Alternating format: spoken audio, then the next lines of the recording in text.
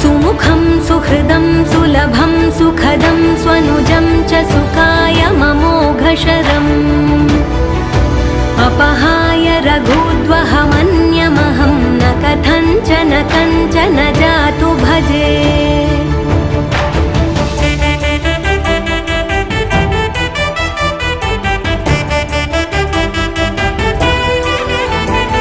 विना वेङ्कटेशं ननाथो ननाथः सदा वेङ्कटेशं स्मरामि स्मरामि